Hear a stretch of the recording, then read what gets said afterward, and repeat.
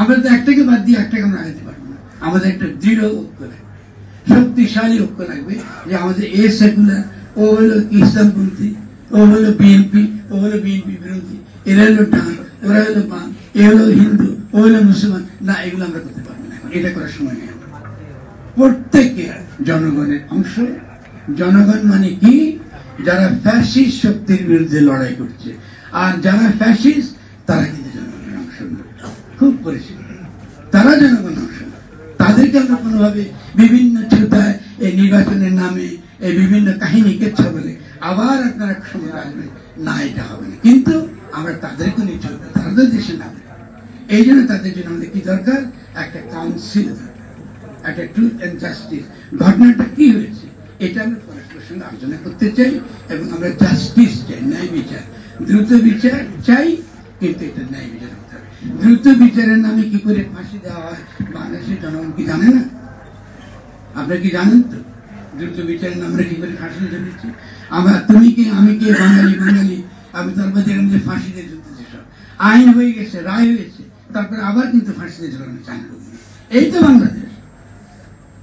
তাহলে আমরা যখন বিচার কথাটা বলি, আমাদেরকে ব্যবহার করতে হবে ন্যায় বিচার, সত্যের ভিত্তিতে।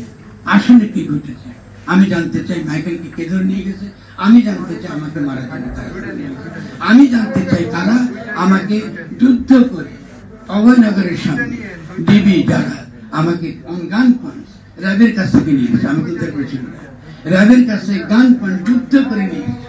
আমি আমার বক্তব্য বলেছি, র্যাব বলেছে যে ভাই আমার সঙ্গে থাকেন, আপনি কি কন্ট্রিবিউট চিনতে পারবেন? আমি তো, আমি হয়তো পারবো না, হয়তো চিনতে পারি, থাকেন আপনি, কিন্তু আমাকে ওখানে থাকতে দেওয়া হয়নি। তাহলে সেই টিভি যারা আসে তারা তো এসে দুনিয়া আমাদের কম অবস্থা করেনি, এরা তো আছে বাংলাদেশে।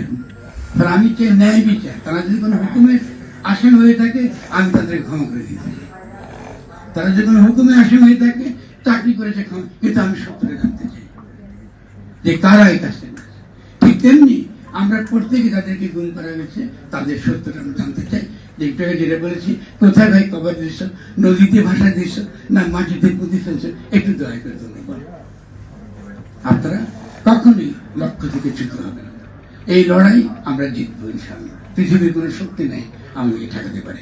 আর কেউ যদি মনে করে আমাদের তরুণ পোলাপান হাওয়া থেকে জন্ম হয়েছে, তারা ভুল করে, তারা ভুল করে। এরা অত্যন্ত দক্ষ, অত্যন্ত সুযোগ প্রসারী, তাদের নেতৃত্বের প্রতি বিশ্বাস রাখবে। তাদের নেতৃত্বের মধ্যে আমি একটা দেখছি, অনেকগুলো অভাব দেখছি, অসুবিধা নেই, আমরা এগুলো কাটায় তুলবো। আমাদের প্রাইভেট ইউনিভার্সিটি আসলে উত্তরাতে কি ব্রাকে নর্থ সাউথে অনেক গুরুত্বপূর্ণ নেতৃত্বপূর্ণ ভূমিকা রেখেছে, অত্যন্ত গৌরবের।